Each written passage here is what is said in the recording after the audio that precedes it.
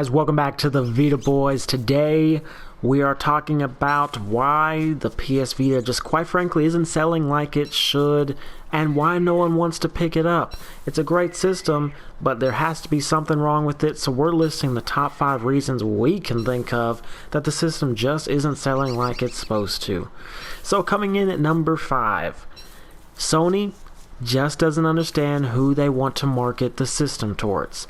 It's got games for younger kids, it's got a few games for older guys, it's got a few games for people in the middle, but they just don't have games marketed towards a certain age group like the DS does.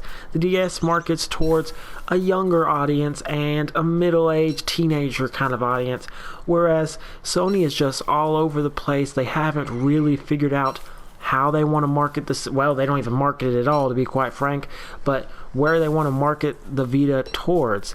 And so that's really hurting them in sales, and well, the Vita is suffering because of it. Number 4, not enough AAA titles, and I think everyone can agree with me on this. The system just does not have enough games.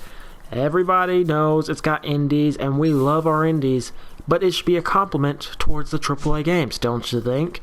We shouldn't be forced to buy a system that is said, oh, we're going to get to play PlayStation on the go, and then be forced to play indies 24/7, like I'm doing right now in the video, even though, hey, Don't Starve is quite awesome, but come on. You don't want to play Don't Starve all the time. We want some AAA titles, don't you think? Now, coming in at number 3, well, let's be quite frank, people would rather buy a 3DS than a PS Vita. For whatever reason, whether it's price, whether it's the amount of games, whether it's marketing or just word of mouth, people would much rather pick up a DS, something that they know Nintendo supports, something that you don't hear bad-mouthing about from everybody in the media or online or whatever. People would rather just pick up a DS, and Sony has to fix that. Why is it? Well, because Sony doesn't support that, but we'll get on over to that in a second. But number 3 is people would just rather buy a DS. Coming in at number 2, well, the system has a bad reputation. No one wants to buy something that everyone dogs out, and everyone dogs out this system. We even have to do it from time to time just because, well, there's so much to dog on it about, whether it's sales or the fact that Sony completely decided not to support it.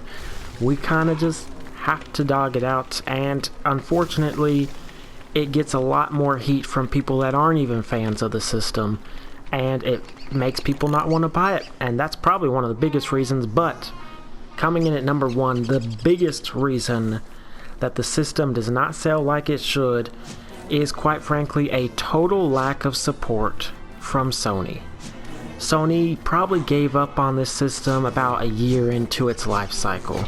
They realized it wasn't getting the sales that it was supposed to, so they quit supporting it. Come Gamescom, come E3, they decided to focus on PS3 or PS4. They left all the Vita fans in the mud, and so the few people that did support their system, well, they just kicked them under the bus and said, hey, we don't really care what you guys think.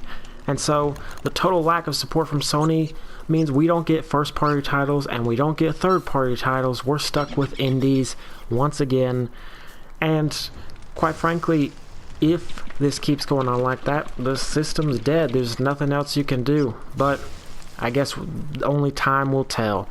So until next time, guys, maybe we'll actually have a video on 5 ways to save the PS Vita.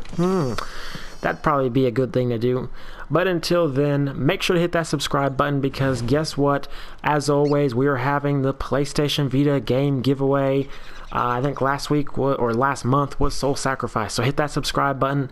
Until then, Vita Boys out.